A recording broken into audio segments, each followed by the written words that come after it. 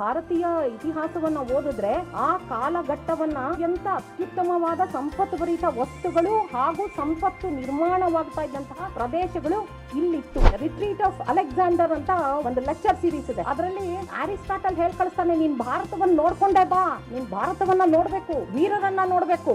ವೀರರನ್ನ ನೋಡ್ಬೇಕು ಅಂದ್ರೆ ಭಾರತವನ್ನ ನೋಡ್ಬೇಕು. I would be speaking about process of urbanization in ancient India, and I also have to tell that the process of urbanization was a part of state formation in ancient India. What we call as a state was a concept first clearly defined by Chanakya. Chanakya talks about state formation. He talks about the Saptanga theory, the 7 important organs that the state shall have. ರಾಜ್ಯಕ್ಕೆ ಇರಲೇಬೇಕಾದಂತಹ 7 ಅಂಗಗಳು, the concept of state, Saptanga theory.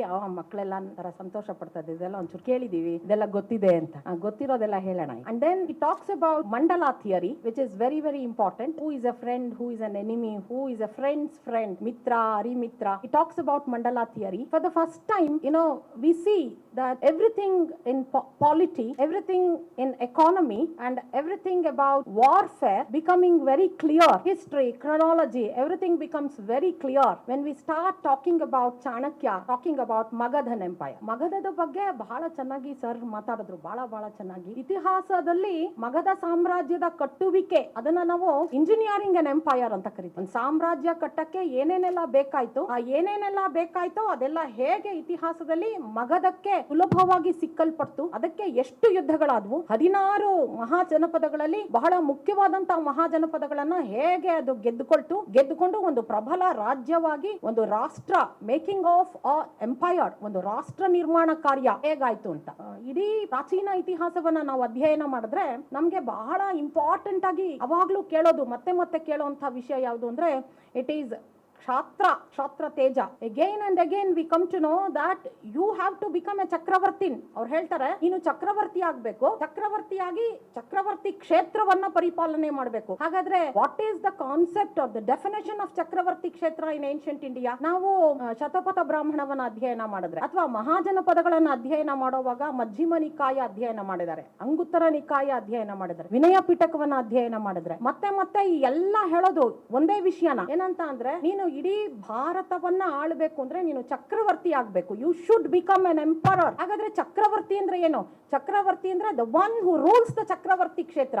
ಹಾಗಾದ್ರೆ ಈ ಚಕ್ರವರ್ತಿ ಕ್ಷೇತ್ರ ಅಂದ್ರೆ ಏನು? ಚಕ್ರವರ್ತಿ ಕ್ಷೇತ್ರ ಅಂದ್ರೆ ಅಲ್ಲಿ ಏನ್ ಕಾಣಿಸ್ತಾ ಇದೆಯೋ ನಮ್ಗೆ, ಅದು the map which we are seeing there, ಅದನ್ನ ನಾವು ಚಕ್ರವರ್ತಿ ಕ್ಷೇತ್ರ ಅಂತ ಹೇಳ್ತೀವಿ. ಹಾಗಾದ್ರೆ ಏನು? ಹಾಗಾದ್ರೆ ಆಸೇತು ಹಿಮಾಚಲಂ, ತಾಮ್ರಪರ್ಣಿಯಿಂದ ಕೆಳಗಡೆ, ತಾಮ್ರಪರ್ಣಿಯಿಂದ ಮೇಲ್ಗಡೆ ಹಿಮಾಲಯದವರೆಗೂ ಆಸೇತು ಹಿಮಾಚಲಂ ಅಂಡ್ ಈಸ್ಟ್ ಟು ವೆಸ್ಟ್ 1000 ಯೋಜನಾ. ಯಾರು ಈ 1000 ಯೋಜನೆಗಳನ್ನ ಮತ್ತು ಕೆಳಗಡೆ ಮೇಲ್ಗಡೆ ಹಿಮಾಲಯದಿಂದ ಕೆಳಗಡೆ ತಾಮ್ರಪರ್ಣಿಯವರೆಗೂ ಆಸೇತು ಹಿಮಾಚಲವನ್ನ ಆಳ್ತಾರೋ ಅವನು ಚಕ್ರವರ್ತಿ ಆಗ್ತಾನೆ. ಹಾಗಾದ್ರೆ ಚಾಣಕ್ಯನನ್ನ ಯಾತಕ್ಕೆ ನಾವು ಕಿಂಗ್ ಮೇಕರ್ ಅಂತ ಕರಿತೇವೆ? ಯಾಕೆ Chanakya becomes very important in ancient Indian polity? He is the creator great empire. ಯಾತಕ್ಕೆ ಅಂತಂದ್ರೆ, he had the first visualization. ಅವನಿಗೆ ಒಂದು ಚಿತ್ರ ಕಾಣಿಸ್ತು, ಬಹಳ ಸ್ಪಷ್ಟವಾದಂತಹ ಒಂದು, ಇದಿಷ್ಟನ್ನು ನಾವು ಆಳ್ಬೇಕು, ಇದಿಷ್ಟು ನಮ್ಮ ಕೈಯಲ್ಲಿರ್ಬೇಕು.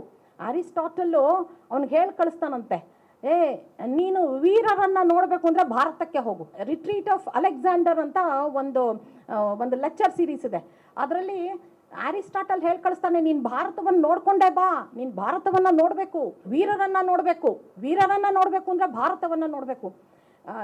ಬಹಳ ಚೆನ್ನಾಗಿ ಅವ್ರು ಹೇಳಿದ್ರು, ಬ್ರೂಸಿಫೈಲಸ್ ಅನ್ನ ಸಾಯಿಸಿದ್ದು ಅದೊಂದು ಸಾಂಕೇತಿಕ ಮಾತ್ರ, ಅರ್ಥ ಆಗ್ತಾ ಇದೆ. ಪಿಕ್ಚರ್ದು ಟ್ರಯಲ್ ಮಾತ್ರ ಅವ್ನು ಬಿಟ್ಟಿದ್ದು.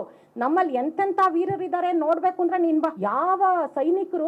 ಯಾವ ಸೈನಿಕರು ಮುಂದೆ ಹೋಗೋದಕ್ಕೆ ಧೈರ್ಯನೇ ತೋರಿಸೋದಿಲ್ಲ. ಅವರು ತುಂಬಾ ಕ್ಲಿಯರ್ ಆಗಿ ಹೇಳ್ಬಿಡ್ತಾರೆ, 10 ವರ್ಷ ಆಗಿದೆ, ಮರ್ತು ಬಿಟ್ಟಿದೀವಿ ಗ್ರೀಸನ್ನ, ನಮ್ಮ ಮಕ್ಕಳನ್ನ ಮರ್ತು ಬಿಟ್ಟಿದೀವಿ, ಸಂಸಾರ ಮರ್ತು ಬಿಟ್ಟಿದೀವಿ, ನಾವು ವಾಪಸ್ ಹೋಗ್ಬೇಕು, ಸತ್ತು ಹೋಗ್ತೀವಿ, horses will never enter India. ಯಾರು ಒಳಗಡೆ ಬರೋದಿಕ್ಕೆ ಧೈರ್ಯನೇ ತೋರಿಸಲ್ಲ. ಮತ್ತೆ ಹೇಳ್ತಾನೆ, ಇಲ್ಲ, ನನ್ನ ಗುರು ಹೇಳಿದಾನೆ, ಒಂದ್ಸಲ ಭಾರತದ ಒಳಗಡೆ ಹೋಗು, ಭಾರತವನ್ನ ನೀನ್ ನೋಡ್ಬೇಕು, ಭಾರತವನ್ನ ಗೆಲ್ಲೋ ಪ್ರಯತ್ನ ಅಲ್ಲ, ಅದು ಸಾಧ್ಯನೇ ಆಗೋದಿಲ್ಲ. ಅವನು ಅದನ್ನ ಹೇಳ್ತಾನೆ. It was A failure, utter failure. ಆ ಪ್ಯಾಸೇಜಸ್ ಅಲ್ಲಿ ಮತ್ತೆ ಅವ್ನು ಹೇಳೋದೇನು ಅಂದ್ರೆ, ನನ್ಗೊಂದು ದೊಡ್ಡ ಡ್ರೀಮ್ ಇದೆ, ನನ್ಗೊಂದು ದೊಡ್ಡ ಆಸೆ ಇದೆ. ಅರಿಸ್ಟಾಟಲ್ ಹೇಳ್ ಕಳಿಸಿದಾನೆ, ನಂಗೊಂದು ದೊಡ್ಡ ಆಸೆ ಇದೆ. ಏನಂತ? ಮೈ ಈಸ್ಟರ್ನ್ ಎಂಪೈರ್ ಇನ್ ಇಂಡಿಯಾ, ನನ್ನ ಪೌರ್ವಾತ್ಯ ರಾಷ್ಟ್ರದ ಒಂದು ಭಾಗವಾಗಿ ನಾನು ಭಾರತವನ್ನ ಹೊಂದಬೇಕು. ಈಸ್ಟರ್ನ್ ಎಂಪೈರ್ ಇನ್ ಇಂಡಿಯಾ ನನ್ನ ಸಾಮ್ರಾಜ್ಯದ ಪೌರ್ವಾತ್ಯ ಭಾಗವಾಗಿ ನಾನು ಭಾರತವನ್ನು ಹೊಂದಬೇಕು, ಭಾರತವನ್ನು ಗೆಲ್ಲಬೇಕು, ಹಾಗಾಗಿ ನಾನು ಇಲ್ಲಿಗೆ ಬರಬೇಕು ಅಂತ. But that did not happen because we had what we call as the ಕ್ಷಾತ್ರ ತೇಜ, the greatest Kshatra power, known for its valor, known for its capability and the kind of army that the Magadhan Empire had. Magadha ಅಂತ ಹೇಳೋವಾಗಲೇ ತಿಳ್ಕೋಬೇಕು, invincible fort ಅದು. 5 ಕೋಟೆಗಳ ಮಧ್ಯ strategic position. ಅದನ್ನ protect ಮಾಡಕ್ಕೆ ಅಂತ ಒಂದಾದ್ಮೇಲೆ layered of army, layer ಆಗಿ army ನಿಟ್ಟಿದ್ರು. ಯಾಕೆಂದ್ರೆ ಆ ಎಲ್ಲ ಲೇಯರ್ಸ್ನ ಭೇದಿಸ್ಕೊಂಡು ನೀನು ಮಗಧಕ್ಕೆ ಬರಬೇಕು. ಮಗಧಕ್ಕೆ ಮುಂಚೆ ನಾವು 2 ವಿಷಯಗಳನ್ನ ಇಲ್ಲಿ ಪ್ರೋಸೆಸ್ ಆಫ್ ಆರ್ಬನೈಸೇಷನ್ ಹೇಗಾಯ್ತು ಅನ್ನೋದಕ್ಕೆ ತಿಳ್ಕೋಬೇಕು. ಯಾವುದೇ ಒಂದು ದೊಡ್ಡ ಸಾಮ್ರಾಜ್ಯ ಕಟ್ಟಬೇಕು ಅಂದ್ರೆ it's very important for us to have a huge big wealthy treasury. ದೊಡ್ಡದಾಗಿರುವಂಥ ಒಂದು ಟ್ರೆಷರಿಯ ಅವಶ್ಯಕತೆ ಇದೆ. ಅದಕ್ಕೆ they searched for material prosperity, ಹುಡುಕಿದ್ರು. ಎಲ್ಲಿ ಸಿಕ್ಕುತ್ತೆ, ಎಲ್ಲಿ ಈ ರೀತಿಯಾದಂಥ ಮೆಟೀರಿಯಲ್ ಪ್ರಾಸ್ಪರಿಟಿ ಸಿಕ್ಕುತ್ತೆ ಅಂತ ಹುಡುಕಿದ್ರು. Girivraja was a place. Rajagriha was called as Girivraja before. Was a place where they found wealth in the form of metals. ತುಂಬ ಅತ್ಯುತ್ತಮವಾದಂತಹ ಅಯನ್ ಸಿಕ್ಕಿದಂಥ, ಅಯನ್ ಓರ್ ಸಿಕ್ಕಿದಂತಹ ಜಾಗ ಅದು. ಅತ್ಯುತ್ತಮವಾದಂಥ ಕಾಪರ್ ಗಣಿಗಳು ಇದ್ದಂತಹ, ಖನಿಜಗಳು ಇದ್ದಂತಹ ಜಾಗ ಅದು. ಅದು ನಮ್ಮ ಸೆಕೆಂಡ್ ಅರ್ಬನೈಸೇಷನ್ಗೆ ಬಹಳ ಮುಖ್ಯವಾಗಿ ಬೇಕಿತ್ತು. It is the use of ion technology. ಆ ಟೆಕ್ನಾಲಜಿಯನ್ನೇ, ಆ ಏಜನ್ನೇ ನಾವು ಅಯಾನ್ ಏಜ್, ಚಾಲ್ಕಾಲಿಥಿಕ್ ಏಜ್ ಅಂತ ಕರಿತೇವೆ. Use of ion technology and the construction of what we call as roads which connect ಉತ್ತರ ಪಥ ಫ್ರಮ್ ಗಾಂಧಾರ ಟು ಚೈನಾ. ಇಡೀ ವಿಶ್ವದಲ್ಲಿ ಅತ್ಯಂತ ಸಂಪತ್ಭರಿತವಾದಂತಹ ಕೇಂದ್ರಗಳನ್ನು ಕನೆಕ್ಟ್ ಮಾಡ್ತೋದು. ಈ ಯಾವುದನ್ನ ನಾವು ಮಹಾಜನಪದಗಳು ಅಂತ ಕರಿತೀವೋ ಆ ಮಹಾಜನಪದಗಳು ಎಲ್ಲವೂ ಸಹ very important centre, trade guilds. And Kautilya talks about 96 mercantile guilds which were producing goods which were of very great value. Therefore, that period, the period when Chanakya, Kautilya, when the kind of craft guilds which were producing wealth, that period is called as period of wealth production in ancient India. ನಾವು ಭಾರತೀಯ ಇತಿಹಾಸವನ್ನು ಓದಿದ್ರೆ ಆ ಕಾಲಘಟ್ಟವನ್ನು ಅಧ್ಯಯನ ಮಾಡುವಾಗ ನಮಗೆ ತುಂಬ ಸ್ಪಷ್ಟವಾಗಿ ಗೊತ್ತಾಗುವಂಥ ವಿಷಯ ಏನಂದರೆ, ಅತ್ಯುತ್ತಮವಾದ ಸಂಪತ್ಭರಿತ ವಸ್ತುಗಳು ಹಾಗೂ ಸಂಪತ್ತು ನಿರ್ಮಾಣವಾಗ್ತಾ ಇದ್ದಂತಹ ಪ್ರದೇಶಗಳು ಇಲ್ಲಿತ್ತು. ಹಾಗಾಗಿ ಒಂದು ರಹದಾರಿಯನ್ನು ಅವರು ಕ್ರಿಯೇಟ್ ಮಾಡಬೇಕಾಗಿತ್ತು. ರಹದಾರಿ ಎಲ್ಲಿ ಕನೆಕ್ಟ್ ಆಗಬೇಕಾಗಿತ್ತು? To all these important trading centres and also leading to the whole of Uttarapatha. ಇಡೀ ಉತ್ತರ ಪಥವನ್ನು ಕನೆಕ್ಟ್ ಮಾಡುವಂಥದ್ದು.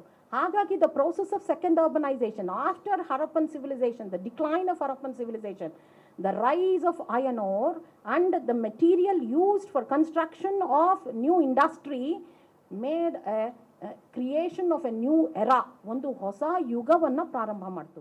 ದ ಸೆಕೆಂಡ್ ಅರ್ಬನೈಸೇಷನ್ ಅತ್ಯಂತ ಪ್ರಮುಖವಾದಂತಹ ಒಂದು ಫ್ಯಾಕ್ಟರ್. ಆ ಸೆಕೆಂಡ್ ತುಂಬ ಇಂಪಾರ್ಟೆಂಟ್ ವಿಷಯ ಒಂದು ಸದ್ಯೋಜಾತ ಸರ್ ಹೇಳಿದ್ರು ಕಾಶಿ ಬಗ್ಗೆ ಅವ್ರು ಮಾತಾಡ್ತಾ ಹೇಳಿದ ವಿಷಯಗಳಲ್ಲಿ 3 ಬಹಳ ಮುಖ್ಯ. 1 ಲಕ್ಷ ರೂಪಾಯಿ ಟ್ಯಾಕ್ಸ್ ಬರ್ತಾ ಇತ್ತು ಆ ಕಾಲಕ್ಕೆ. 1 ಲಕ್ಷ ಹೊನ್ನು ಟ್ಯಾಕ್ಸ್ ಬರ್ತಾ ಇದ್ದಂಥ ಕಾಶಿಯನ್ನ ಯಾರಾದರೂ ಪ್ರವೇಶ ಮಾಡಬೇಕು ಅಂದರೆ ಅವನು ಟ್ಯಾಕ್ಸ್ ಕೊಟ್ಟೆ ಪ್ರವೇಶ ಮಾಡಬೇಕಾಗಿತ್ತು. ಟ್ಯಾಕ್ಸ್ ಎಲ್ಲರೂ ಕೊಡಬೇಕಾಗಿತ್ತು. Kautilya talks about 18 departments which were there in Magadhan empire, which was there in ಪಾಟಲಿಪುತ್ರದ ಸಾಮ್ರಾಜ್ಯದಲ್ಲಿ 18 ಪ್ರಮುಖವಾದಂತಹ ಇಲಾಖೆಗಳು. ಅದನ್ನು ನೋಡ್ಕೊಳ್ಳೋಕ್ಕೆ ಎಲ್ಲ ದೊಡ್ಡ IAS ಆಫೀಸರ್ಗಳನ್ನು ಅವನು ಹಾಕಿದ್ದ. ಆ ಥರದ ಜ್ಞಾನ ಮತ್ತು ಅವರೆಲ್ಲರೂ ಸಹ they are good both in their knowledge, in their skill and also in warfare. ಅವ್ರು ಯುದ್ಧ ಮಾಡಲೇಬೇಕು, ಯುದ್ಧ ಮಾಡೋವಂಥ ಆ ಕ್ಷಾತ್ರ ವೀರ್ಯ ಅವ್ರಿಗಿರಲೇಬೇಕು ಅಂಥವ್ರನ್ನೆಲ್ಲ ಅಲ್ಲಿ ಹಾಕಿದ್ದ. ಈ 18 ಡಿಪಾರ್ಟ್ಮೆಂಟ್ಗಳು ಸಹ ಮೋಸ್ಟ್ ಇಂಪಾರ್ಟೆಂಟ್ ವರ್ಕ್ ಮಾಡ್ತಾ ಇದ್ದಿದೆ ಅಂದರೆ collection of taxes, making money, increasing money, creating wealth. ಇದ್ರ ಜೊತೆಗೆ ಬ್ಯಾಂಕಿಂಗ್ ಯಾತಕ್ಕೋಸ್ಕರ ಅಲ್ಲಿವರೆಗೂ ಬರಬೇಕಾಗಿತ್ತು ಅಲೆಕ್ಸಾಂಡರ್ ಅಂದರೆ ಹಿ wanted to capture.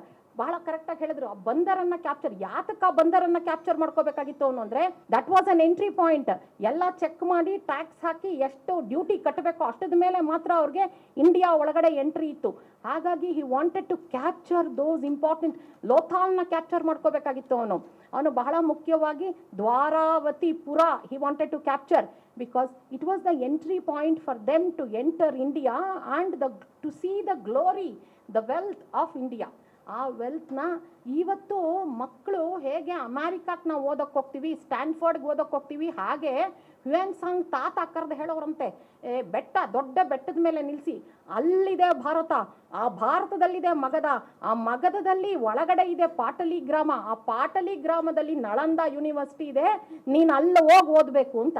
Therefore, these monks, the Buddhist monks, they came to India not just to learn about Buddhism or Mahayana Buddhism. They wanted to learn about science. They wanted to learn about technology. ನಾನು iron age technology ಬಗ್ಗೆ ಇಡೀ ವರ್ಲ್ಡಲ್ಲೇ the best well-known metallurgical science was used here. ಇವರು Param experience centre, ಅಂದರೆ ಎಲ್ಲ ಎಕ್ಸ್ಪೆರಿಮೆಂಟೇಷನು ಇಲ್ಲೇ ಆಗ್ತಾ ಇತ್ತು. ನಾವು ಇವತ್ತು ಉಜ್ಜಯಿನಿ ಅಂತ ಏನು ಕರಿತೀವಿ, ಆ ಉಜ್ಜಯಿನಿಗೆ ಗಿರಿವ್ರಜದಲ್ಲಿ ಸಿಕ್ಕಿದಂತಹ ಅಯನ್ ಓರ್ನ ಚಂಪಾ ನದಿಯ ಮೂಲಕ ಅವರು ಉಜ್ಜಯಿನಿಗೆ ತರ್ತಾ ಇದ್ರು. Ujjayini was a place where it was melting. ಆದ್ರಿಂದ he is called as ಉಜ್ಜಯಿನಿಯ Mahakala, the black dark iron which was getting melted. ಗಿರಿವ್ರಜದಲ್ಲಿ ಕಾಡೆಲ್ಲ complete ಕರಗೋಯ್ತು. ಯಾಕೆ? ಅಯನ್ ಓರ್ನ ಕುದಿಸಿ ಆಮೇಲೆ ಜಗಳ. ಗಿರಿವ್ರಜದಲ್ಲಿ ಯಾವಾಗಲೂ ಜಗಳ. ಯಾಕೆ? ಅಯನ್ ಓರ್ದು ಮೇಜರ್ ಶೇರ್ ಹೋಲ್ಡರ್ ಯಾರು ಓನರ್ ಆಫ್ ದಟ್ ಲ್ಯಾಂಡ್ ಅಂತ. ಹಾಗಾಗಿ iron ore and copper played a very important role. ಆ ಅಯನ್ ಓರ್ನಲ್ಲಿ ಅದಕ್ಕೋಸ್ಕರ ಆಗ್ತಾ ಇತ್ತಲ್ಲ ಜಗಳ, ಆ ಜಗಳಗಳನ್ನು ತೀರಿಸೋದಕ್ಕೋಸ್ಕರನೇ ಮತ್ತೆ ಬುದ್ಧ ಅಲ್ಲಿಗೆ ಬಂದ. ಅಜಾತ ಶತ್ರುಗೆ ಬುದ್ಧ ಫ್ರೆಂಡ್ ಆಗೋದಕ್ಕೆ ಕಾರಣನೇ ಹೈಯೆಸ್ಟ್ ಡೀಲ್ ಅಲ್ಲಿ ಆಗ್ತಾ ಇತ್ತು about iron ore. That is the important point that we have to deal. ಆಮೇಲೆ ಈ ಎಲ್ಲ ಜಗಳಗಳನ್ನು ಅವನೊಬ್ಬನ ಕೈನಲ್ಲೇನೆ, ಆ ಕಾಲದ greatest light of Asia Buddha ಅವನೊಬ್ಬನ ಕೈನಲ್ಲೇನೆ ಸಾಲ್ವ್ ಮಾಡೋಕ್ಕಾಗ್ತಾ ಇದ್ದಿದ್ದು. ಅಷ್ಟೊಂದು ತೀವ್ರತರವಾದಂಥ ಗಲಾಟೆ. ಯಾಕೆ ಅಂದರೆ ಗ್ರೀಸ್ನವರು ಇಲ್ಲಿ ಬಂದು ಚಿನ್ನ ಕೊಟ್ಟು ನಮ್ಮ iron WOOTZ wootz iron, the best quality iron in the whole world was produced here, and we knew the metallurgy so well. ಇಲ್ಲಿ ತುಕ್ಕೆ ಹಿಡಿತಾ ಇರಲಿಲ್ಲ ಅಯನು ತುಕ್ಕೆ ಹಿಡಿತಾ ಇರಲಿಲ್ಲ. ಅಂಥ ಬೆಸ್ಟ್ ಅಯನ್ ಇಲ್ಲಿ ಪ್ರೊಡ್ಯೂಸ್ ಆಗ್ತಾ ಇತ್ತು. ವಾರ್ಫೇರ್ಗೆ ನಮ್ಮ ಅಯನ್ ಬೇಕಾಗಿತ್ತು, ಅವರು ನಗರ ನಿರ್ಮಾಣಕ್ಕೆ ನಮ್ಮ ಅಯನ್ ಬೇಕಾಗಿತ್ತು. ಡಮಾಸ್ಕಸ್ಸು ಇವು ಎಲ್ಲ ಮತ್ತೆ ಬಂದು ಅವರ ಬಡ್ಜೆಟ್ನ ಮೇಜರ್ ಶೇರು ಇಂಡಿಯಾದ ಅಯನ್ನ ಕೊಂಡ್ಕೊಳ್ಳೋಕ್ಕೆ ಅವರು ಬಳಸ್ತಾ ಇದ್ರು. That is the basis for urbanisation. ಹಾಗಾಗಿ ಅರ್ಬನೈಸೇಷನ್ನು, ಆ ನಗರಗಳ ಎಕನಾಮಿಕ್ ಸ್ಟ್ರಕ್ಚರು ಸ್ಟಡಿ ಮಾಡಬೇಕು ನಾವು. ಅಂದರೆ ಎಲ್ಲೆಲ್ಲಿ ಅಶೋಕ ಹೋಗಿದಾನೋ ಅಲ್ಲೆಲ್ಲ ಅವನು ಮಾಡಿದ ಫಸ್ಟ್ ವರ್ಕ್ ಏನು, ಅಥವಾ ಚಾಣಕ್ಯ ಎಲ್ಲೆಲ್ಲಿ ರಾಯಭಾರಿಗಳನ್ನು ಕಳಿಸಿದಾನೋ, ಮಹಾಮಾತ್ರರನ್ನು ಕಳಿಸ್ತಾ ಇದ್ದಿದ್ದೇ ಅವನು ಎಲ್ಲಿ ಈ ಮೆಟಲ್ಸ್ ಇದೆ ಹುಡುಕಿ ಅಂತ. ಬೇಕಾಗಿತ್ತು, ಅದು ತುಂಬ ಇಂಪಾರ್ಟೆಂಟ್ ಅದು. ಹಾಗಾಗಿ ಹುಡುಕಿ ಅಂತ ಎಲ್ಲೆಲ್ಲಿ ಬುದ್ಧಿಸ್ಟ್ ಮೊನಾಸ್ಟ್ರೀಸ್ ಇರ್ತಿದ್ವೋ ಅಲ್ಲೆಲ್ಲ ತುಂಬ ವ್ಯಾಲ್ಯೂಯಬಲ್ ಮೆಟಲ್ಸ್ ಇರ್ತಿತ್ತು. ಅಲ್ಲಿ ಗೋಲ್ಡ್ ಇರ್ತಿತ್ತು, ಅಲ್ಲಿ ಸಿಲ್ವರ್ ಇರ್ತಿತ್ತು, ಅಲ್ಲಿ ಮೋಸ್ಟ್ ವ್ಯಾಲ್ಯೂಯಬಲ್ ಮೆಟಲ್ಸ್ ಇರ್ತಾ ಇತ್ತು. ಹಾಗಾಗಿ ಅಲ್ಲೆಲ್ಲ ಯಾಕೆ ಅಲ್ಲಿ ಬುದ್ಧಿಸ್ಟ್ ಮಿಷನರೀಸ್ ಇರ್ತಿತ್ತು ಅಂದರೆ ಅಲ್ಲಿ ಯಾರು ಕಳ್ಳರು ಹೋಗ್ತಿರ್ಲಿಲ್ಲ, ಬುದ್ಧಿಸ್ಟ್ ಮಾಂಕ್ಸ್ ಇದ್ದಾರೆ ಅಂತ. ಆದರೆ ಚಾಣಕ್ಯ ಬುದ್ಧಿಸ್ಟ್ ಮಾಂಕ್ಸ್ಗೂ ಸಹ ಟ್ಯಾಕ್ಸ್ ಹಾಕಿದ್ದ, ಬುದ್ಧಿಸ್ಟ್ ಮಿಷನರೀಸ್ಗೂ ಸಹ. ಯಾಕೆಂದರೆ ಬುದ್ಧಿಸ್ಟ್ ಮಿಷನರೀಸ್ಗೆ 12,000 ಜನ ಇರುವಂತಹ ಗ್ರಾಮಗಳನ್ನು ಕೊಟ್ಟುಬಿಟ್ಟಿರ್ತಿದ್ದ, ದತ್ತಿಯಾಗಿ ಕೊಟ್ಟುಬಿಟ್ಟಿರ್ತಿದ್ದ. ಹಾಗಾಗಿ ಅವರು ಸಹ ಟ್ಯಾಕ್ಸ್ ಕಟ್ಟಬೇಕಾಗಿತ್ತು. ನಾವು ಏನ್ಷಿಯಂಟ್ ಹಿಸ್ಟ್ರಿನ ಸ್ಟಡಿ ಮಾಡೋವಾಗ ಕಣ್ಣನ್ನು ದೊಡ್ಡದಾಗಿ ತೆಗೆದು ಈ ವಿಷಯಗಳನ್ನೆಲ್ಲ ಅಧ್ಯಯನ ಮಾಡಬೇಕು. ಯಾಕೆ ಅವರು ಅಷ್ಟೊಂದು ಪ್ರಬಲರಾಗೋದಕ್ಕೆ ಸಾಧ್ಯ ಆಯಿತು ಅಂತ ಅಂದರೆ ಅದಕ್ಕೆ ಕಾರಣ ಏನು ಅಂದರೆ ಇದ್ದಂಥ ಸ್ಟ್ರಾಂಗ್ ಎಕನಾಮಿಕ್ ಸ್ಟ್ರಕ್ಚರು. ಆ ಎಕನಾಮಿಕ್ ಸ್ಟ್ರಕ್ಚರ್ನ ಬಿಲ್ಡ್ ಮಾಡೋದಕ್ಕೋಸ್ಕರ ಸಾಕಷ್ಟು ಪರಿಶ್ರಮವನ್ನು ಅವ್ರು ಹಾಕಿದ್ದಾರೆ. Therefore, all the rulers, ನಾವು ಅವನು ಚಕ್ರವರ್ತಿ ಆಗಬೇಕು ಅಂದರೆ ಅವನು ಹೇಳ್ತಾನೆ, ನೀನು ಅಶ್ವಮೇಧ ಯಾಗ ಮಾಡಬೇಕು. ಸಮುದ್ರಗುಪ್ತರ ಬಗ್ಗೆ ಅವ್ರು ತುಂಬ ಚೆನ್ನಾಗಿ ಹೇಳಿದ್ರು. ಸಮುದ್ರಗುಪ್ತ ಅಶ್ವಮೇಧ ಯಾಗವನ್ನು ಕಾಶಿನಲ್ಲೇ ಮಾಡ್ತಾರೆ. ಕಾಶಿಗೆ 1,00,000 ರೂಪಾಯಿಯಷ್ಟು ಟ್ಯಾಕ್ಸ್ ಅರ್ನಿಂಗ್ ಕೆಪಾಸಿಟಿ ಇದ್ದಿದ್ರಿಂದ Kashi became a very important centre. 365 ದಿನ ಪೂಜೆ ನಡೀತಾ ಇತ್ತು ಅಂತ ಹೇಳಿದ್ರಲ್ಲ, 365 ದಿನ ಟ್ಯಾಕ್ಸ್ ಕಲೆಕ್ಷನ್ ಫುಲ್ ಫ್ಲೆಡ್ಜ್ಡ್ ಆಗ್ತಾ ಇತ್ತು. ಒಂದು ಶಾಸನದಲ್ಲಿ ಕಾಶಿನಲ್ಲಿ ಬರೆದಿದ್ದಾರೆ, ಈ ಸುರ ದೀವಾಳಿ ಅಂತ ನಡೆಯುತ್ತಂತೆ. ಅಲ್ಲಿ ಸುರ ದೀಪಾವಳಿ, ದೇವತೆಗಳೆಲ್ಲ ಬರ್ತಾರೆ ಆ ದೀಪಾವಳಿಗೆ ಅಂತ, ದೇವತೆಗಳೆಲ್ಲ ಬರ್ತಾರೆ. ಅಂದರೆ ಏನು ಅಂದರೆ most rich people come to see the Deepavali, and that is the period when highest tax collection takes place. Tax ಅಷ್ಟೊಂದು ಕಟ್ಟಿ ಒಳಗಡೆ ಬರಬೇಕಾಗಿತ್ತು. ಮಾಂಗ್ಸ್ ಸಹ ಟ್ಯಾಕ್ಸ್ ಕಟ್ಟಬೇಕಾಗಿತ್ತು, ಡಾನ್ಸರ್ಸ್ ಟ್ಯಾಕ್ಸ್ ಕಟ್ಟಬೇಕಾಗಿತ್ತು, ಉಪ್ಪು ಮಾರೋನು ಸಹ ಟ್ಯಾಕ್ಸ್ ಕಟ್ಟಬೇಕಾಗಿತ್ತು.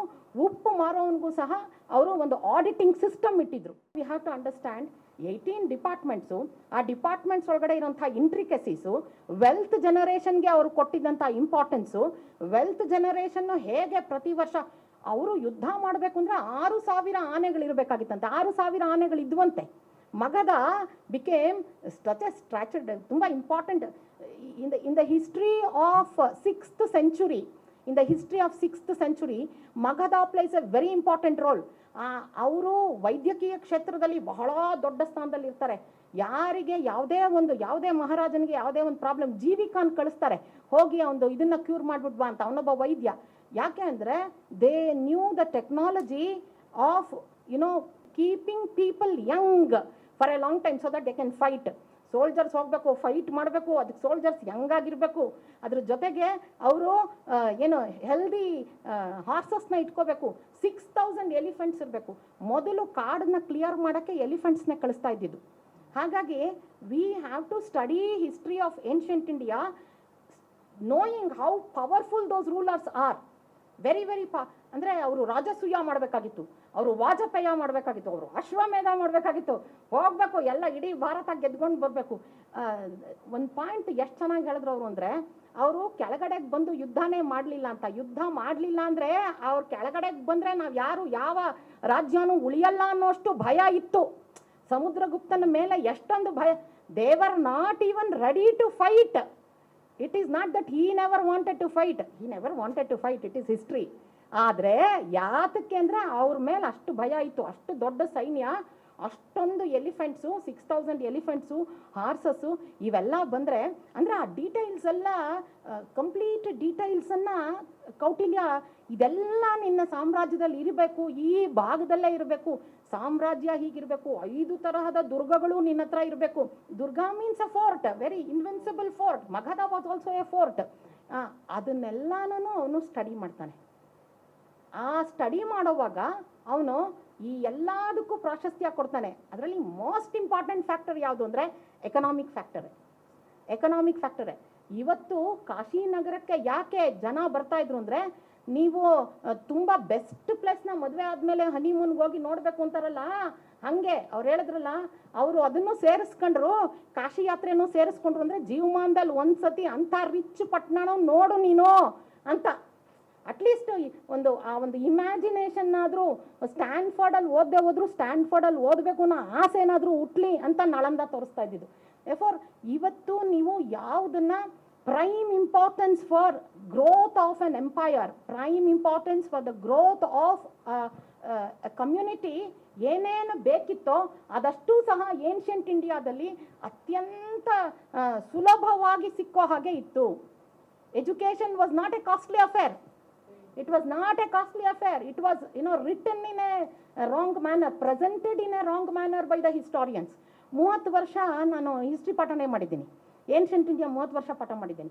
30 ವರ್ಷದಿಂದ ಮತ್ತೆ ಮಕ್ಕಳು ಕೇಳೋದು ಒಂದೇ ಪ್ರಶ್ನೆ, ಯಾಕೆ ನಮ್ಮ ದೇಶನ ಪೂವರ್ ಆಗಿ ಥರ ಪಾವರ್ಟಿಲಿ ತೋರಿಸ್ತಾ ಇದ್ದಾರೆ ಅಂತಂದರೆ, ನಮ್ಮನ್ನು ಪಾವರ್ಟಿಲಿ ತೋರಿಸ್ತಾ ಇದ್ದಿದ್ರೆ ಅಮೇರಿಕಾ ಎಲ್ಲಿತ್ತು ನಮ್ಮ ನಳಂದ ಯೂನಿವರ್ಸಿಟಿ ಟೈಮಲ್ಲಿ? ಡಿಸ್ಕವರಿನೇ ಆಗಿರಲಿಲ್ಲ. ಇಂಗ್ಲೆಂಡ್ ಎಲ್ಲಿತ್ತು? ನಮ್ಮ ಜರ್ಮನಿ ಅಥವಾ ಇದು ಏನೇನೇನು ಪ್ಯಾರಿಸು ಎಲ್ಲ ಎಲ್ಲಿತ್ತು? ಆ ಕಾಲಕ್ಕೇನೆ we were one of the most richest countries of the world. People wanted to see to. ಅವನು ಅರಿಸ್ಟಾಟಲ್ ಅದನ್ನು ಹೇಳ್ತಾನೆ, you need to have your eastern empire in India. ಅದಕ್ಕೋಸ್ಕರ ಹೋಗು, ನೀನು ಗೆಲ್ತೀಯೋ ಇಲ್ವೋ ಹೋಗು, ಒಂದ್ಸಲ ಕಣ್ಣಲ್ಲಿ ನೋಡ್ಕೊಂಬ.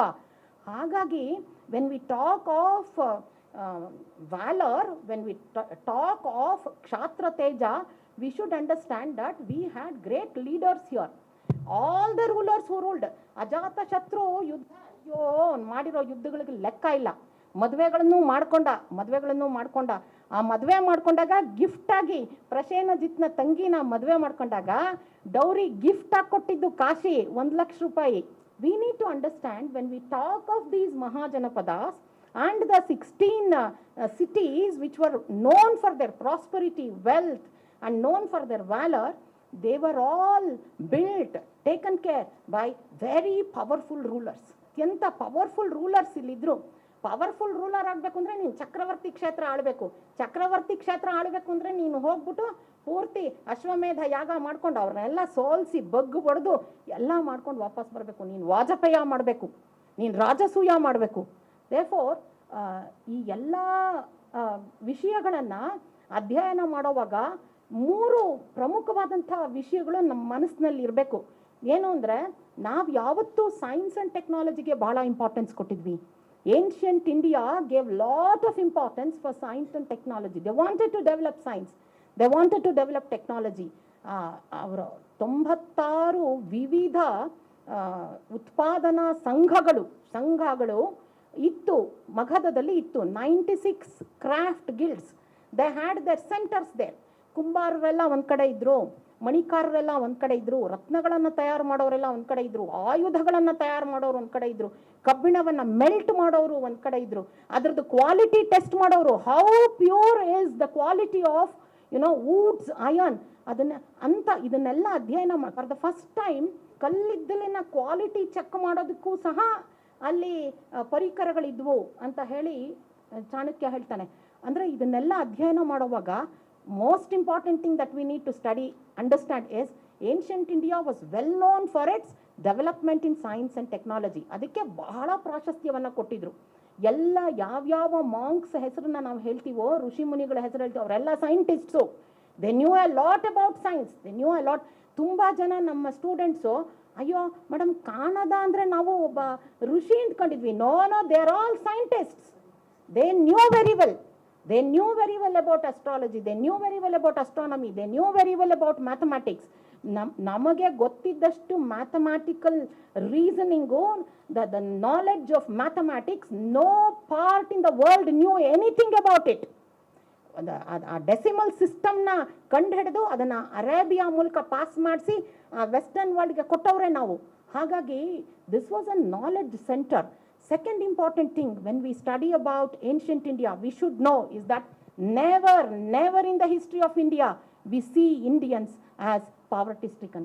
ಅವರೆಲ್ಲ ವಿಜಯನಗರ ಸಾಮ್ರಾಜ್ಯವನ್ನು ನೋಡೋಕೆ ಬಂದವರೆಲ್ಲ ಬರೆದಿದ್ದಾರೆ, ನಾವೇನು ಹಾಕ್ಕೊಳ್ತೀವಿ, ಮೇಲ್ಗಡೆ ಒಂದು ಶರ್ಟು, ಕೆಳಗಡೆ ಒಂದು ನಿಕ್ಕರು, ಅದ್ರ ಬಿಟ್ಟರೆ ಏನೂ ಗೊತ್ತಿಲ್ಲ. ಚಳಿಗಾಲದಲ್ಲಿ ಅದ್ರ ಮೇಲೆ ಹಾಕ್ಕೊಳ್ಳೋಕ್ಕೆ ಒಂದು. ಆದರೆ ಇಂಡಿಯನ್ಸ್ ಎಷ್ಟು ರಿಚ್ಚು, ಅವರು ತಲೆಯಿಂದ ಕಾಲ್ವರೆಗೂ ಎಲ್ಲ ಭಾಗಗಳು ಆಭರಣಗಳಿಂದ ಇರುತ್ತೆ. Indians were non.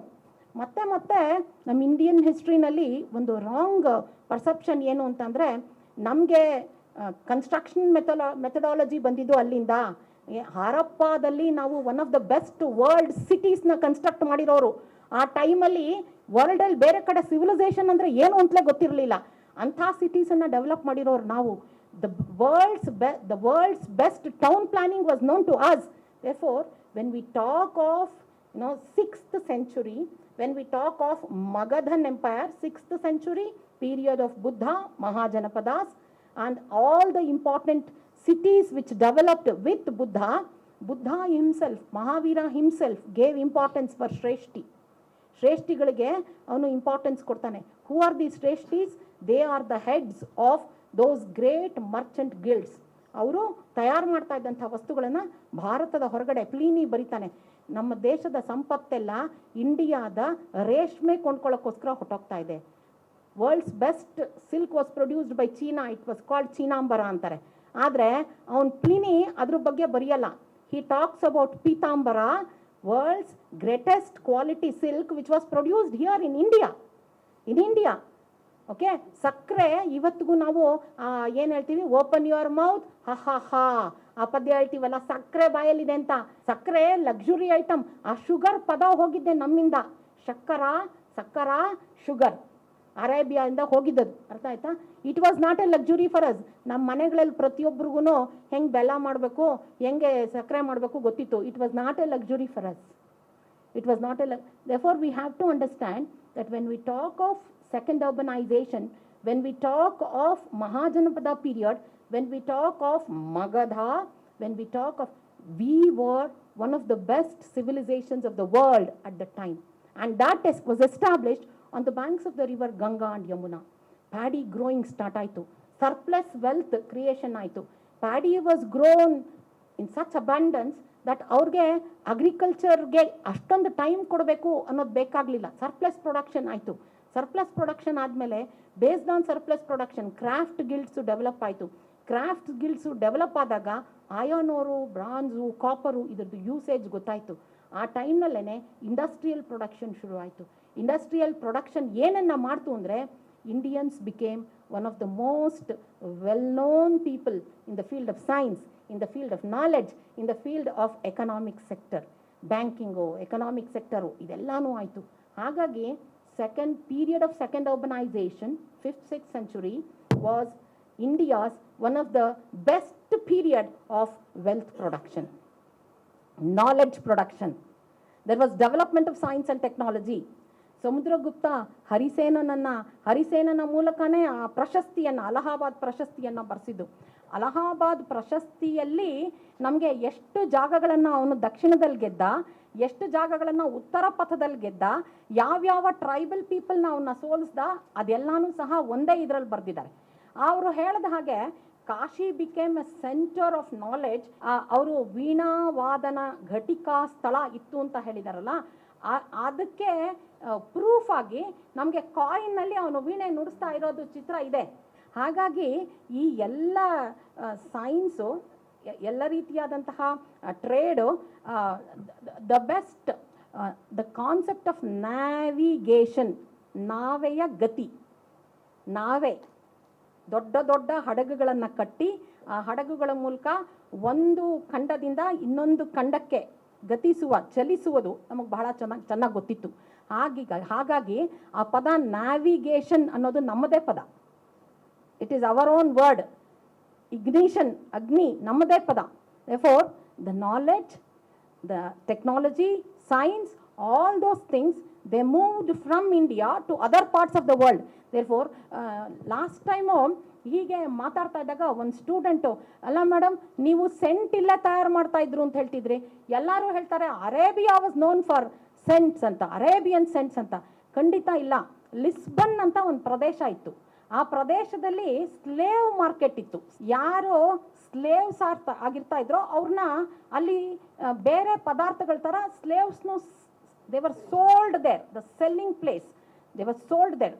ಆ ಸ್ಲೇವ್ಸ್ಗೆ ಏನು ಕೆಲಸ ಅಂತ ಅಂದರೆ, ಆ ಸ್ಲೇವ್ಸ್ನ ಕರ್ಕೊಂಡು ಬಂದು ಬೆಳಗ್ಗೆ ಎಲ್ಲ ಅವ್ರು ಇಲ್ಲಿ ಕೆಲಸ ಮಾಡೋರು, ಸಾಯಂಕಾಲ ನಮ್ಮಲ್ಲಿ ಬೆಳೆಯುವ ಉತ್ಕೃಷ್ಟ ಮಟ್ಟದ ಮಲ್ಲಿಗೆ, ನಮ್ಮಲ್ಲಿ ಬೆಳೆಯುವ ಉತ್ಕೃಷ್ಟ ಮಟ್ಟದ ಹೂವುಗಳನ್ನು ತೆಗೆದು ಅದನ್ನು ಎಣ್ಣೆ ಮತ್ತು ನೀರಿನಲ್ಲಿ ನೆನೆಸಿ ಅದರಿಂದ ಸೆಂಟ್ ಇಲ್ಲೇ ತಯಾರಿಸ್ತಾ ಇದ್ದಿದ್ದು. ಅರೇಬಿಯಾದಲ್ಲಿ ಸೆಂಟ್ ತಯಾರು ಮಾಡ್ಸೋಕ್ಕೆ ಎಲ್ಲಿ ಹೂವು ಇದೆ? ಅರೇಬಿಯಾ ಮರಳುಗಾಡು, ಹೂವು ಎಲ್ಲಿದೆ? ಎವ್ರಿಥಿಂಗ್ ಅರೇಬಿಯಾಗೆ the best quality rice, paddy ಎಲ್ಲ ಇಲ್ಲಿಂದಲೇ ಹೋಗ್ತಾ ಇದ್ದಿದ್ದು. ಈಗಲೂ ಅಷ್ಟೇ. ಹಾಗಾಗಿ the concept that many things were produced here, many things had their origin here, ಅದರ ಆರಿಜನ್ನೇ ಇಲ್ಲಿ. ಈಗ ತಾನೇ ತುಂಬ ವಿಷಯಗಳನ್ನು, ಅದು ಹೇಗೆ ಇರಾನಿಂದ ಬರೋಕ್ಕೆ ಸಾಧ್ಯ, ಇಲ್ಲಿಂದಲೇ ಅದರ ಆರಿಜನ್ನು. ಹಾಗಾಗಿ for many cultures, for many developments of science, for many technical developments, the origin was India. ಆಮೇಲೆ ಇನ್ನೊಂದು ಬಹಳ ಮುಖ್ಯವಾದಂಥ ವಿಷಯ, ಇವತ್ತು ನಾವು ಜಪಾನ್ಗೆ ಹೋದರೆ, ಇವತ್ತು ನಾವು ಚೈನಾಗೆ ಹೋದರೆ, ಅಲ್ಲಿ ಇವತ್ತಿಗೂ existing system it is based on Buddhist religion, Buddhism. ನಮ್ಮ ಸುಜುಕಿ ಮತ್ತು ಸಮುರಾಯ್, ಈ ಸುಜುಕಿ ಮತ್ತು ಸಮುರಾಯ್ ಯಾರು ಅಂತಂದರೆ ಒಬ್ಬ ಫಾರ್ಮರು, ಇನ್ನೊಬ್ಬ ಸಿಪಾಯಿ. ಇವರಿಬ್ಬರನ್ನು ತಯಾರು ಮಾಡಿದವನು ಯಾರು ಅಂದರೆ ಮಣಿಪದ್ಮ ಅಂತ, ನಮ್ಮ ಬುದ್ಧನ ಶಿಷ್ಯರು ತುಂಬ ಜನ ಇಲ್ಲಿಂದ ಪೌರ್ವಾತ್ಯ ರಾಷ್ಟ್ರಗಳಿಗೆ ಹೋಗಿ ಅಲ್ಲಿ ಈ Buddhist philosophy, Buddhist thought spread ಮಾಡಿದ್ರು. ಈ Buddhist thought, Buddhist philosophy that became the origin for development of those Nations. ಹಾಗಾದರೆ ಈ ಎಲ್ಲ ಎಲ್ಲಿಂದ ಬಂತು ಅಂದರೆ the period of Buddha, which is the period of second urbanisation in India. ಇನ್ನೊಂದು ವಿಷಯನ ನಾನು ಹೇಳಬೇಕು. ಮತ್ತೆ ಚಾಣಕ್ಯ ಒಂದು ಮಾತನ್ನು ಹೇಳ್ತಾನೆ, ನೀನೇನು ಮಾಡಬೇಕು ಅಂತಿದೆಯೋ ಅದನ್ನು ಮಾಡು. ಚಂದ್ರಗುಪ್ತನಿಗೂ ಹೇಳ್ತಾನೆ. ಚಂದ್ರಗುಪ್ತ ಅಂದರೆ ಅವನು ಬರೆದಂತಹ ಅರ್ಥಶಾಸ್ತ್ರ, it was A guide for all the Kings. ಅವರು ಅದನ್ನು ಓದ್ಕೋಬೇಕಾಗಿತ್ತು, ಅದನ್ನು ಪರಿಪಾಲನೆ ಮಾಡಬೇಕಾಗಿತ್ತು. ಮನಸ ಚಿಂತಿತಂ ಕರ್ಮ ವಚಸ ನ ಪ್ರಕಾಶಯಾತ್. ನೀನು ಏನು ಮಾಡಬೇಕು ಅಂತಿದೆಯೋ ಮಾಡು, don't tell, just do it.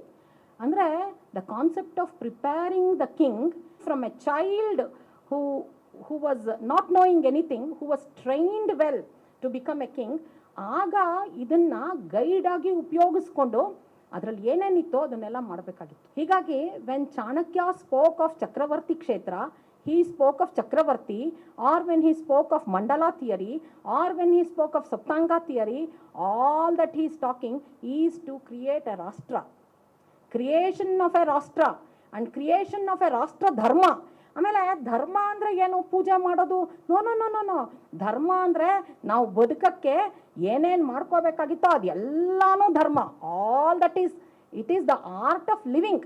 ನಾವು ಸ್ಟ್ರಾಂಗ್ ಆಗಿ ಪವರ್ಫುಲ್ಲಾಗಿ ಬದುಕಕ್ಕೆ ಏನೇನು ಬೇಕಾಗಿತ್ತೋ ಅದನ್ನೆಲ್ಲನೂ ಕಲಿಸೋದು ರಾಷ್ಟ್ರ ಧರ್ಮ. Before here Chanakya comes and he gives this philosophy of ರಾಷ್ಟ್ರ ಧರ್ಮ. ಆಮೇಲೆ ನಾವು ಸಾತವಾಹನ ಕಿಂಗ್ಡಮ್ ಓದಲಿ, ಅಥವಾ ಬಂದಂತಹ ಗುಪ್ತಾ ಕಿಂಗ್ಡಮ್ ಓದಲಿ, ಅಥವಾ ಅದಾದಮೇಲೆ ಬಂದಂತಹ ಯಾವುದೇ ಕಿಂಗ್ಡಮ್ ಪಾಲಿಟಿ ಓದಿದ್ರೆ, all those political thoughts, they were derived from the concept of Chanakya and this concept of Rashtra Dharma. Hagagi second urbanization, the period of Magadha, engineering an empire, all these things were the contribution of Chanakya, and it was delivered through Chandragupta Maurya and Ashoka. ಅಶೋಕಿ ಅದನ್ನು ಅವನು ಹುಡುಕೊಂಡು ಬಂದ, ಎಲ್ಲಿ ಈ ಎಲ್ಲ ನೆಲೆ ಇದೆ ಅನ್ನೋದನ್ನು ಹುಡ್ಕೊಂಡು ಬಂದ, ಎಲ್ಲೆಲ್ಲಿ ಯಾವುದರ ನೆಲೆ ಇದೆ ಅನ್ನೋದು ಅವನು ಹುಡ್ಕೊಂಡು ಬಂದ. ಎಲ್ಲೆಲ್ಲಿ ಅಶೋಕನ ಶಾಸನಗಳು ಇದೆಯೋ, whether it is in Karnataka, we have got number of inscriptions, or in any other part of India, ಎಲ್ಲೇ ಆಗಿರಲಿ, ಎಲ್ಲೆಲ್ಲಿ ಸ್ತೂಪಗಳಿದೆಯೋ, ಎಲ್ಲೆಲ್ಲಿ ಪಿಲ್ಲರ್ಸ್ ಇದೆಯೋ ಅವೆಲ್ಲ ರಹದಾರಿಗಳಾಗಿದ್ವು. They were international routes, they were connecting, they were international routes, they were connecting. ಅಷ್ಟು ಮಾತ್ರ ಅಲ್ಲ, ಆ ರಹದಾರಿಗಳು ಎಲ್ಲೆಲ್ಲಿ ಇಂಪಾರ್ಟೆಂಟ್ ಸೆಂಟರ್ಸ್ ಆಫ್ ಪ್ರೊಡಕ್ಷನ್ ಇತ್ತೋ, ಎಲ್ಲೆಲ್ಲಿ important centres where metallic value was there, ಅದನ್ನೆಲ್ಲನೂ ಸಹ ಭದ್ರ ಮಾಡಬೇಕಾಗಿತ್ತು ಅವನು, for construction of an empire which is of very great value. ಹಾಗಾಗಿ ಭಾರತದ ಇತಿಹಾಸವನ್ನು, ಈ ಕಾಲದ ಭಾರತದ ಇತಿಹಾಸವನ್ನು ನಾವು ಈ ಬೆಳಕಿನಲ್ಲಿ ನೋಡಬೇಕು. ಅದಕ್ಕೆ ಅವರು ಟೈಟಲ್ಲು ಮೌರ್ಯನ್ ಎಂಪೈರ್ ಅಂತ ಕೊಟ್ಬಿಟ್ಟು ಆ ಕ್ಷಾತ್ರ ತೇಜದ ಬಗ್ಗೆ ಕೊಟ್ಟಿರೋದು. You have to be wealthy ಅಂದರೆ you need to be strong, you need to be strong. Therefore a strong, wealthy, powerful empire and keeping it for a long time. That is the suggestion given by Chanakya to an empire builder. Hope some of the parts that I have completed ಅಂತ. Actually ಹೇಳೋಕ್ಕೆ ತುಂಬ ವಿಷಯಗಳಿದೆ. ಹಾಗಾಗಿ ನಾವು ಕೋಸಲ ಬಗ್ಗೆ ಮಾತಾಡಿದ್ರೆ, ಅಥವಾ ಪ್ರಸೇನಜಿತ್ ಬಗ್ಗೆ ಮಾತಾಡಿದ್ರೆ, ಅಥವಾ ನಾವು we talk about Madhyadesha, or we are talking about Mahishmati, or we are talking about Avanti, ಇಡೀ ಸೌತ್ ಈಸ್ಟ್ ಏಷ್ಯಾದಲ್ಲೇ ಆ ಕಾಲದಿಂದ ಇಲ್ಲಿವರೆಗೂ ಬಹಳ ದೊಡ್ಡ ಬರಿಯಲ್ ಗ್ರೌಂಡ್ ಇದ್ದಿದ್ದು ಇವತ್ತಿಗೂ ಇರೋದು ಉಜ್ಜಯಿನಿನಲ್ಲೇ. ಉಜ್ಜಯಿನಿಯ ಮಹಾಕಾಲ ಉಜ್ಜಯಿನಿನಲ್ಲೇ, ಆ ಕಾಲದಿಂದ ಈ ಕಾಲದವರೆಗೂ. ಆಮೇಲೆ ನಾವು ಈ ಜರ್ಮನ್ ಫಿಲಾಸಫರ್ಸು, ಜರ್ಮನ್ ರೈಟರ್ಸು ಬರೆದಿರೋಂಥ ಹಿಸ್ಟ್ರಿನ ನೋಡಿದ್ರೆ, ಅದರಲ್ಲಿ ಕೆಲವು ತಪ್ಪುಗಳಿರ್ಬೋದು. ಹಿಸ್ಟ್ರಿನ ನೋಡಿದ್ರೆ ಅವರಿಗೆ ಅದು ತುಂಬ ಕ್ಲಿಯರಾಗಿ ಗೊತ್ತಾಗುತ್ತೆ. ಇಡೀ ವರ್ಲ್ಡ್ಗೆ ಬೇಕಾಗಿರೋಂತಹ ಎಲ್ಲ ನಾಲೆಡ್ಜ್ ಸಿಸ್ಟಮ್ಸ್ನ ಡೆವಲಪ್ ಮಾಡಿದವರು ಇಲ್ಲೇ ಇಂಡಿಯಾದಲ್ಲೇ. ಇಡೀ ವರ್ಲ್ಡ್ಗೆ, ಇನ್ಕ್ಲೂಡಿಂಗ್ ಅಟಾಮಿಕ್ ಥಿಯರಿ, ಇಡೀ ವರ್ಲ್ಡ್ಗೆ ಬೇಕಾಗಿರೋಂಥ ಎಲ್ಲ ನಾಲೆಡ್ಜ್ ಸಿಸ್ಟಮ್ಸು ಇಲ್ಲೇ ಹುಟ್ಟಿದ್ದು. ಹಾಗಾಗಿ when we are talking about Chanakya, Magadha, we need to understand that they laid the foundation for empire building in India.